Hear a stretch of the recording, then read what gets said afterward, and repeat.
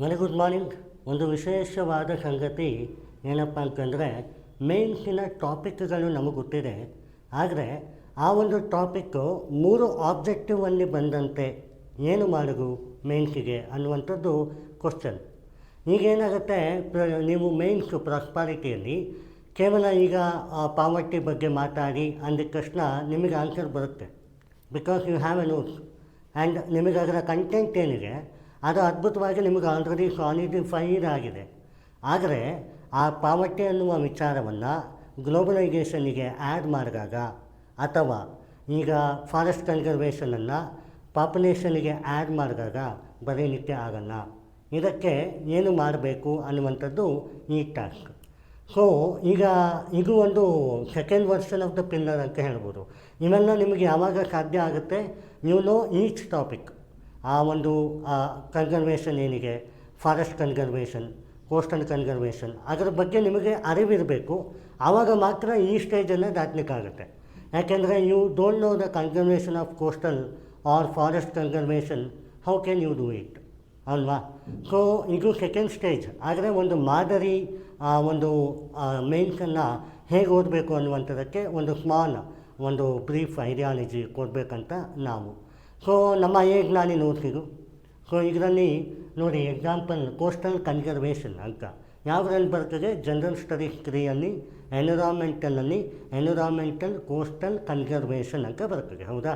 So you have a decent notes here. Approximately ನಿಮಗೊಂದು 7 pages ನೋಟ್ಸಿದು. ಇದರಲ್ಲಿ ಏನಿದೆ, introduction, quotation, public speech, challenges, recommendation ಮತ್ತು committee, way forward, challenges. So ಎಷ್ಟೊಂದು ಮಾದರಿ ಇದೆ. ತದನಂತರ ಈ ಒಂದು ಕಾನ್ಸೆಪ್ಟ್ ಏನಿದೆ, ಇದನ್ನು ನಾನು ಒಂದು ಕ್ಲೈಮೇಟ್ ಚೇಂಜ್ ಆಗುತ್ತಲ್ಲ, ಅದಕ್ಕೆ ಒಂದು ನೋಟ್ಸಿದೆ ನಮ್ಮಲ್ಲಿ, correct, environmental climate change. So 2 topic ನನಗೆ ಗೊತ್ತಿದೆ. ಈಗ 2 ಟಾಪಿಕ್ಕನ್ನು ಕ್ಲಬ್ ಮಾಡೋದು ಹೇಗೆ ಅಂತ ತೋರಿಸ್ಕೊಡ್ತೀನಿ. ಮೊದಲನೇದಾಗಿ ಕ್ವಶನ್ ಯಾವ ಥರ ಬರ್ಬೋದು. ಕ್ವಶನ್ ಈಗ ನೋಡಿ, ಯಾವುದೇ ಕನ್ಸರ್ವೇಷನ್ ಆಗಿರ್ಬೋದು, ಕೋಸ್ಟಲ್, ಫಾರೆಸ್ಟ್ ಅಥವಾ ವಾಟರ್ ಯಾವುದಾದ್ರೂ ಆಗಿರ್ಬೋದು, ಅದು ಯಾವುದಕ್ಕೆ ಸಂಬಂಧಪಟ್ಟಿಗೆ main topic environment. So environmental ಕೆಲಾಮಿಟಿಯ ಮೇಲೆ ಕನ್ಸರ್ವೇಷನ್ ಆಫ್ ಕೋಸ್ಟಲ್ ಕನ್ಸರ್ವೇಷನ್ ಹೇಗೆ ಅನ್ನುವಂಥದ್ದು ಕ್ವಶನ್. Okay, example. ಸೊ ಈಗ ಮೇನ್ ಟಾಪಿಕ್ ಯಾವುದು ಅಂತ ನೋಡಿದಾಗ ಕೆಲಾಮಿಟಿಕಲ್ ಎಕ್ಸ್ಚೇಂಜ್. ಸೊ ಇಂಟ್ರಡಕ್ಷನ್ ಏನು ಬರೀತೀರಿ, ಇಂಟ್ರಡಕ್ಷನಲ್ಲಿ ನೀವು ಬರೀತೀರಿ 1.5 ಡಿಗ್ರಿ ಸೆಲ್ಸಿಯಸ್ ರೈಸ್ ಆಯಿತು ಗ್ಲೋಬಲ್ ವಾರ್ಮಿಂಗ್, ಹೌದಾ? ಸೊ ಇದು ಒಂದು beautiful calamitical exchange in terms of India ಯಾವ ಥರದ ಪ್ರೊಜೆಕ್ಷನನ್ನು ಹೊಂದಿರ್ತದೆ ಅನ್ನುವಂಥದ್ದು. ಮತ್ತು ಹೀಟ್ ವೇವ್ ಅಂತ ಡಿಸಾಸ್ಟರ್ ಮ್ಯಾನೇಜ್ಮೆಂಟಲ್ಲಿ ಒಂದು ಕಾನ್ಸೆಪ್ಟ್ ಇದೆ. ಆ ಹೀಟ್ ವೇವಲ್ಲಿ ಕೂಡ ಗ್ಲೋಬಲ್ ವಾರ್ಮಿಂಗ್ ಬಗ್ಗೆ ಮಾತಾಡ್ತಾರೆ. ಆ್ಯಂಡ್ ಆ ಒಂದು ಐಸೈಟ್ ಪ್ರಾಬ್ಲಮ್ ಆಗುತ್ತೆ, ಕಣ್ಣು ಉರಿ ಆಗುತ್ತೆ, ಚರ್ಮದ ಕಾಯಿಲೆ ಬರ್ತದೆ ಅನ್ನುವಂಥದ್ದೆಲ್ಲ ಮಾತಾಡ್ತಾರೆ. ಯು ಕ್ಯಾನ್ ಕೋಟ್ ಡ್ಯಾಟ್ ಅನ್ಕೋ. ಈಗ ಅದನ್ನು ಕೋಟ್ ಮಾಡಿದ ತಕ್ಷಣ you have to interlink the coastal conservation, ಹೌದಾ? ಸೊ ಈಗ ಇಂಡಿಯಾದ ಕೋಸ್ಟಲ್ ನೆಟ್ವರ್ಕ್ 7,513, ಇಲ್ಲಿಗೆ ನೋಡಿ 7,517 ಕಿಲೋಮೀಟರ್ಸ್ ಇದೆ ಅಂತ ನಿಮಗೆ ಈ ಸ್ಟ್ಯಾಟಿಸ್ಟಿಕ್ ಇದೆ. ಈಗ ಕೋಸ್ಟಲ್ಲಿಗೆ ಕನೆಕ್ಟ್ ಮಾಡಬೇಕು ಅನ್ನುವ ಮುಂಚೆ ಕೋಸ್ಟಲ್ ಅಂದರೆ ಏನು ಅಂತ ಮರೀಲಿಕ್ಕೆ ಈ ಸ್ಟ್ಯಾಟಿಸ್ಟಿಕ್ ಹಾಕ್ತೀರ. ಓಕೆ, ಈಗ ಇಂಟ್ರಡಕ್ಷನ್ ಆಯಿತು. ಈಗ ಕೇಳಿರ್ತಕ್ಕಂಥ ಕ್ವಶನ್ ಏನು, ಕೋಸ್ಟಲ್ ಕನ್ಸರ್ವೇಷನನ್ನು ಮಾಡಬೇಕು, ಆದರೆ ಗ್ಲೋಬಲ್ ಇಂಪ್ಯಾಕ್ಟಲ್ಲಿ ಗ್ಲೋಬಲ್ ವಾರ್ಮಿಂಗ್ ಆಗ್ತಾಯಿದೆ, ಕೆಲಾಮಿಟಿಕಲ್ ಎಕ್ಸ್ಚೇಂಜ್ ಆಗ್ತಾಯಿದೆ. So how do you conserve ಅಂತ ಕೇಳ್ತಾರೆ. ಸೊ ಬರೀ ಕೋಸ್ಟಲ್ ಕನ್ಸರ್ವೇಷನ್ ಅಂತಂದರೆ ಈ ನೋಟ್ಸಿನಲ್ಲಿರುವ ಇನ್ಫಾರ್ಮೇಷನ್ ಸಾಕು. ಆದರೆ ಕೆಲಾಮಿಟಿಕಲ್ ಇನ್ಫಾರ್ಮೇಷನ್ ಜೊತೆಗೆ ಕ್ಲಬ್ ಆಗಿರೋದ್ರಿಂದ you have to mix the thing. ಹೇಗೆ ಮಿಕ್ಸ್ ಮಾಡ್ತೀರಾ ಅಂದರೆ, ಇದೇ ಚಾಲೆಂಜಸ್ ಬಟ್ ಕೆಲಾಮಿಟಿಕಲ್ ಪ್ರಾಬ್ಲಮನ್ನು ಅಡ್ರೆಸ್ ಮಾಡಬೇಕು. ಹೇಗೆ? ಈಗ ಕೋಸ್ಟಲ್ ನೆಟ್ವರ್ಕ್ ನಮ್ಮ ಇಂಡಿಯಾದಲ್ಲಿ ಯಾವ್ಯಾವುದಿದೆ? ಮೊದಲನೇದಾಗಿ ನೀವು ಗುಜರಾತ್, ನೆಕ್ಸ್ಟ್ ಬಂದಾಗ ಕರ್ನಾಟಕ, ಗೋವಾ, ಮಹಾರಾಷ್ಟ್ರ, ಕೇರಳ, ತಮಿಳುನಾಡು, ತೆಲಂಗಾಣ, ಆಂಧ್ರ ಪ್ರದೇಶ್ ಮತ್ತು ಒರಿಸ್ಸಾ, ಹೌದಾ, ಛತ್ತೀಸ್ಗಢ, ಅಲ್ಲಿವರೆಗೂ ಬೆಲ್ಟ್ ಬರುತ್ತೆ. ಸೊ ಅಷ್ಟು ಬೆಲ್ಟ್ ಸೇರಿ 7,517 ಕಿಲೋಮೀಟರ್ ಆಗುತ್ತೆ. ಇದನ್ನು ನೀವು ಅದ್ಭುತವಾಗಿ ಇಂಡಿಯಾ ಮ್ಯಾಪಲ್ಲಿ ಬರಿಬೋದಲ್ಲ, ಕರೆಕ್ಟ್? ಸೊ ಕೋಸ್ಟಲ್ ನೆಟ್ವರ್ಕ್ ಇದು, ಹೌದಾ? ಸೊ ಇಷ್ಟೇ, ಇಲ್ಲಿಂದ ಸ್ಟಾರ್ಟ್ ಆಗಿ ಇಲ್ಲಿವರೆಗೂ 7,500 ಕಿಲೋಮೀಟರ್, ಹೌದಾ? ಸೊ ಯಾವಾಗ ಇದನ್ನು ನೀವು ಪ್ರೊಡ್ಯೂಸ್ ಮಾಡ್ತೀರಿ ಇಲ್ಲಿ ಬರೀತೀರ, ಈಗ ಗುಜರಾತ್, ಮಹಾರಾಷ್ಟ್ರ, ಕರ್ನಾಟಕ, ಕೇರಳ, ತಮಿಳುನಾಡು, ಆಂಧ್ರ ಪ್ರದೇಶ್, ತೆಲಂಗಾಣ, ಆಮೇಲೆ ಒಡಿಶಾ, ಛತ್ತೀಸ್ಗಢ ಅಂತ ಬರೀತೀರ. ಕರೆಕ್ಟ್. ಯಾವಾಗ ಇದನ್ನು ಬರೀತೀರ ಅದ್ಭುತವಾಗಿ ನಿಮಗೆ ಅಲ್ಲಿ ರಿಯಲೈಸ್ ಆಗುತ್ತೆ. ಈಗ ಈ ನೆಟ್ವರ್ಕ್ ಏನಿಗೆ ಈಗ ಇಷ್ಟೂ ಮೆನ್ಷನ್ ಮಾಡಿ, ಇಲ್ಲಿ ಬೇ ಆಫ್ ಬೆಂಗಾಲಿಗೆ, ಇಲ್ಲಿ ಅರೇಬಿಯನ್ ಓಷನ್ನಿಗೆ, ಇಲ್ಲಿ ಹಿಂದೂ ಮಹಾಸಾಗರ, ಹೀಗೆ ದಿ ಹಿಂದೂ ಮಹಾಸಾಗರ, ಈಗಾದಮೇಲೆ 7,715 ಕಿಲೋಮೀಟರ್ ಅಂತ ಬರೀತೀರ, 515 ಕಿಲೋಮೀಟರ್ ಅಂತ ಬರೀತೀರ.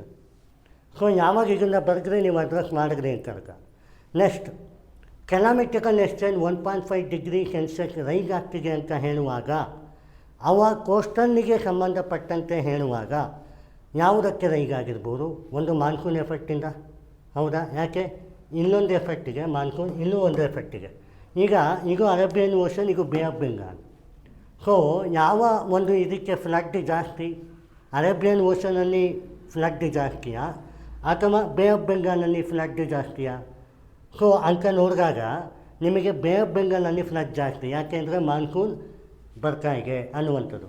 ಸೊ ಇದು one of the component, it is very bright.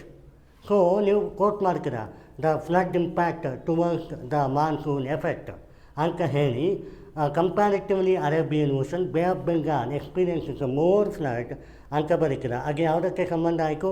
ಕ್ಲೈಮ್ಯಾಟಿಕಲ್ and coastal. Correct. Next, population. ಈಗ ಯಾವುದು? ಸದರ್ನ್ ನೇಷನ್ ಕಲ್ವಾ, ಸದರ್ನ್ ಕಂಟ್ರಿ ಕಲ್ವಾ, ಅಂದರೆ ನಮ್ಮ ಸ್ಟೇಟ್ ಕಲ್ವಾ. ಸೊ ಸದರ್ನ್ ಸ್ಟೇಟ್ಸಲ್ಲಿ ಎಷ್ಟು ಪರ್ಸೆಂಟ್ GDP ಕೊಡ್ತಾ ಇದೆ? 68% GDP ಕೊಡ್ತಾ ಇದೆ ಟೋಟಲ್ ಭಾರತದ ಸದರ್ನ್ ಸ್ಟೇಟ್ಗಳು, ಕಂಪ್ಯಾರಿಟಿವ್ಲಿ ನಾರ್ತ್. ಯಾಕೆಂದರೆ ಈಗ richest states Karnataka, Maharashtra, Tamil Nadu richest state ಅಂತ. ಹೌದು. ಗುಡ್ ಗವರ್ನೆನ್ಸಲ್ಲಿ ಹೌದು. ಸೊ ಪಾಪ್ಯುಲೇಷನಲ್ಲೂ ಇದೀಗ ವಾಚಟಾಲಿಟಿ. And Bengaluru metropolitan city, Maharashtra Pune metropolitan city, Tamil Nadu Tiruchirappalli, ಮತ್ತು ತಮಿಳುನಾಡಿನ ಒಂದು ಚೆನ್ನೈ, ಹಾಗೆಲ್ಲನೂ ಒಂದು ಹೈಟೆಕ್ ಸಿಟಿ, ಹೈದರಾಬಾದ್ ಅಥವಾ ಆಂಧ್ರ ಪ್ರದೇಶನ ಅಮರಾವತಿ. ಕರೆಕ್ಟಾ? ಇದನ್ನು ಯಾವಾಗ ನೀವು ಬರೆದ್ರಿ, they are experiencing more GDP but decaying the disasters ಅಂತ ಬರೀತೀರಿ. ಇನ್ನೊಂದು ಡಿಸಾಸ್ಟರ್ ಮ್ಯಾನೇಜ್ಮೆಂಟಿನ ಕಾಂಪೊನೆಂಟ್ ಏನಿತ್ತು? 8% ಆಫ್ ದ GDP ಲಾಸ್ ಆಗುತ್ತೆ ಒಂದು ಡಿಸಾಸ್ಟರ್ ಆದರೆ ಅಂತ. ಸೊ ಇಲ್ಲಿ ಡಿಸಾಸ್ಟರ್ ಇಂಪ್ಯಾಕ್ಟ್ ಆಯ್ತಲ್ಲ, ಯಾರು? ಒಂದು ಹೀಟ್ ವೇವ್, ಒಂದು ಗ್ಲೋಬಲ್ ವಾರ್ಮಿಂಗ್, ಇನ್ನೊಂದು ಫ್ಲಡ್. ಮೊದಲನೇಕ್ಕಿಂತ ಕೋಸ್ಟಲ್ಲಿಗೆ ಅದೇ ಬರೋದು. ಕರೆಕ್ಟ್. ಇನ್ನೊಂದು ಡಿಸಾಸ್ಟರ್ ಯಾವ್ದು ಬರ್ಬೋದು ಕೋಸ್ಟಲ್ಲಿಗೆ? ಲ್ಯಾಂಡ್ ಸ್ಲೈಡ್ ಬರ್ಬೋದು. ಸೊ ನೀವು ಅರೇಬಿಯನ್ ಓಷನಿನ ಸುತ್ತಲಿನ, ಅಂದರೆ ನಮ್ಮ ಕರ್ನಾಟಕ ಎಕ್ಸಾಂಪಲ್ ತೊಗೊಂಡ್ರೆ ಮಂಗಳೂರು, ಉಡುಪಿ ಮತ್ತು ಉತ್ತರ ಕನ್ನಡ, ದಕ್ಷಿಣ ಕನ್ನಡ, ಹೌದಾ, ಕೊಡಗು ಅಷ್ಟು ಎಕ್ಸ್ಪೀರಿಯೆನ್ಸ್ ಆಗುತ್ತೆ. ಶಿವಮೊಗ್ಗ, ಚಿಕ್ಕಮಗಳೂರು ಅದೆಲ್ಲ ಎಕ್ಸ್ಪೀರಿಯೆನ್ಸ್ ಆಗುತ್ತೆ ಲ್ಯಾಂಡ್ ಸ್ಲೈಡಿಗೆ. ಸೊ ಲ್ಯಾಂಡ್ ಸ್ಲೈಡ್ ಆದಾಗ ಅದರ ಇಂಪ್ಯಾಕ್ಟ್ ಏನು ಅಂತ ಬರೀತೀರಿ. ಕರೆಕ್ಟ್. ಇದಾದ ನಂತರ ನೀವು ಬ್ಯೂಟಿಫಿಕೇಷನ್ಗೆ ಬರೀತೀರಿ. ಈಗಿಷ್ಟು ಬರೆದ್ರಿ, ಸ್ಟೇಟ್ ಯಾವುದು ಬರೆದ್ರಿ, ಯೂನಿಯನ್ ಟೆರಿಟರಿಯಲ್ಲಿ ಯಾವ್ಯಾವುದು ಕೋಸ್ಟಲ್ ಇದೆ ಅಂತ ಬರೆದ್ರಿ. ಈಗ ನೋಡಿ, ಇಂಡಿಯಾ ಸಿಗ್ನೇಚರಿ ಪಾರ್ಟಿಸಿಪೆಂಟ್ ಸ್ವಚ್ಛ ಸಾಗರ್, ಸುರಕ್ಷಿತ ಸಾಗರ್ ಅಂತ ಬರೆದ್ರಿ. ಈಗ ನೋಡಿ ಈ ಲೈನ್ ನೋಡಿ, ಸ್ವಚ್ಛ ಸಾಗರ್ ಯಾವುದಕ್ಕೆ ಬರುತ್ತೆ? ಕೋಸ್ಟಲ್ ಕನ್ಸರ್ವೇಷನ್ಗೆ ಬರುತ್ತೆ. ಅದೇ ಸುರಕ್ಷಿತ ಸಾಗರ ಯಾವುದಕ್ಕೆ ಬರುತ್ತೆ? ಸುರಕ್ಷಿತ ಸಾಗರವು ಕೋಸ್ಟಲ್ಗೆ ಬರುತ್ತೆ, ಆದರೆ ಅದರ ಟೋನ್ ಕ್ಲೈಮ್ಯಾಟಿಕಲ್ನಲ್ಲಿರುತ್ತೆ. ಕರೆಕ್ಟಾ? ಇದನ್ನು ನೀವು ಇಂಟ್ರಡಕ್ಷನ್ನಿನ ಫಸ್ಟ್ ಲೈನ್ಗೆ ಬರಿಬೋದು. ಕರೆಕ್ಟ್. ಇಲ್ವಾ ಕನ್ಕ್ಲೂಷನ್ನಿನ ಲಾಸ್ಟ್ ಲೈನ್ಗೆ ಬರಿಬೋದು. ಕರೆಕ್ಟ್. ಸೊ ಇದು ಒಂದು. ಇನ್ನೊಂದು ಅವ್ರೇನು ಕೇಳ್ತಾರೆ, ಚಾಲೆಂಜಸ್ ಏನು, ಅದೆಲ್ಲ ನೀವು ಮೆನ್ಷನ್ ಮಾಡಿದ್ರಿ. ಮತ್ತು ಈಗ ಸೊಲ್ಯೂಷನ್ ಬೇಕೇ. ಸೊ ಸೊಲ್ಯೂಷನ್ ಅಂದ ತಕ್ಷಣ ಪೋಸ್ಟ್ ಡಿಸಾಸ್ಟರ್ ಮತ್ತು ಆ್ಯಕ್ಟ್ ಡಿಸಾಸ್ಟರ್ ಮತ್ತು ಪ್ರೀ ಡಿಸಾಸ್ಟರ್ ಆ ಮೂರೂ ಮ್ಯಾಟರ್ ಆಗುತ್ತೆ. ಕರೆಕ್ಟಾ? ಅಂದರೆ ಪ್ರೀ ಡಿಸಾಸ್ಟರ್ ಅಂದರೆ ಡಿಸಾಸ್ಟರ್ ಆಗುವ ಮೊದಲು, ಪ್ರೆಸೆಂಟ್ ಡಿಸಾಸ್ಟರ್ ಅಂದರೆ ಡಿಸಾಸ್ಟರ್ ಆದಾಗ, ಮತ್ತು after disaster recovery process. So ಅಲ್ಲಿ ನಾನೊಂದು ಚಾರ್ಟ್ ಹಾಕಿದ್ದೆ. ಮತ್ತು ಸೆಂಡೈ ಫ್ರೇಮ್ವರ್ಕು 2015 ಏನಿಗೆ ಜಪಾನ್ದು, ಆ ಫ್ರೇಮ್ವರ್ಕನ್ನು ಬರಿಬೋದು. ಈಗ ಇದನ್ನೆಲ್ಲ ಹೇಗೆ ಸಿಗುತ್ತೆ ಸರ್? ಒಂದು ಸೋರ್ಸಿಂದ ಸಿಗುತ್ತಾ? ಅಲ್ಲ, ಮಲ್ಟಿಪಲ್ ಸೋರ್ಸ್. ಈಗ ನೀವು ಈ ಇಷ್ಟು ಹೇಳಿದ ವಿಚಾರ ಹೀಟ್ ವೇವ್ ನೋಡ್ಕನಿಗೆ, ಕ್ಲೈಮೇಟ್ ನೋಡ್ಕನಿಗೆ ಮತ್ತು ಕೋಸ್ಟಲ್ ಕನ್ಸರ್ವೇಷನ್ ನೋಡ್ಕನಿಗೆ. ಸೊ ಕ್ಲಬ್ ಮಾಡಬೇಕು ಅಂದಾಗ ಈ ಮೂರೂ ನೋಟ್ಸನ್ನು ಇಟ್ಕೊಂಡು ಒಂದು ವಿಚಾರ ಮಾಡಬೇಕು. ಜೊತೆಗೆ ಯಾವ್ಯಾವ ಪಾಸಿಬಿಲಿಟಿ ಇದೆ, ಈಗ ಲೋಕಲ್ ಸೆಲ್ಫ್ ಗವರ್ನೆನ್ಸಲ್ಲಿ ಆರ್ಟಿಕಲ್ 243A to K ಇದೆ. ಅದರಲ್ಲಿ ನೀವು ಮೆನ್ಷನ್ ಮಾಡ್ತೀರಾ directive principle of state policy article 38 to 51, ಅದರಲ್ಲಿ protect the interest of the nature in terms of the environment ಅಂತ ಹೇಳ್ತೀರಾ. ಸೊ ಆ ಪಾಯಿಂಟನ್ನು ಲೋಕಲ್ ಸೆಲ್ಫ್ ಗವರ್ನೆನ್ಸಿನ ಪಾಯಿಂಟು ಅದನ್ನು ಎತ್ತಿ ಇಲ್ಲಿ ಬರ್ಬೋದಲ್ಲ, ಯಾಕೆಂದರೆ it is more on the environmental concept. Correct. ಎರಡನೇದು, ಲೋಕಲ್ ಗವರ್ನೆನ್ಸ್ ಬಾಡಿ ರೆಗ್ಯುಲೇಟ್ ಮಾಡಬೇಕು.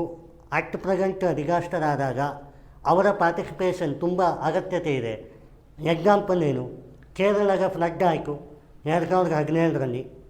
ಆವಾಗ ಲೋಕಲೇಟ್ ದೋಣಿಯ ಮಾಲೀಕರೇನಿರ್ತಾರೆ ಅವರ ಒಕ್ಕೂಟ ಒಂದು ಜಾಥಾ ಹೋಯಿತು ರೆಸ್ಕ್ಯೂ ಫೋರ್ಸಾಗಿ.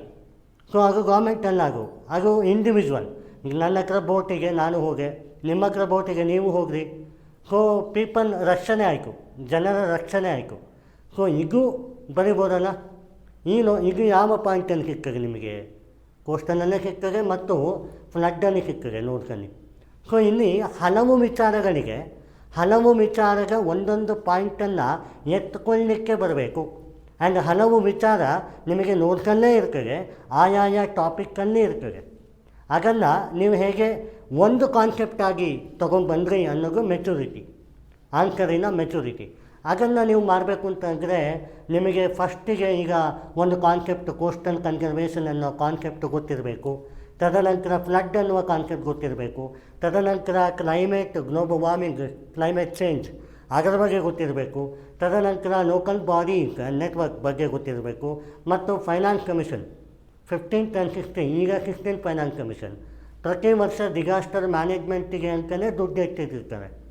ಸೊ ಲೋಕಲ್ ಬಾಡಿ ಅದನ್ನು ಕೊಡ್ತಾರೆ, ಲೋಕಲ್ ಬಾಡಿಗೂ ಒಂದು ಪವರ್ ಕೊಡ್ತಾರೆ.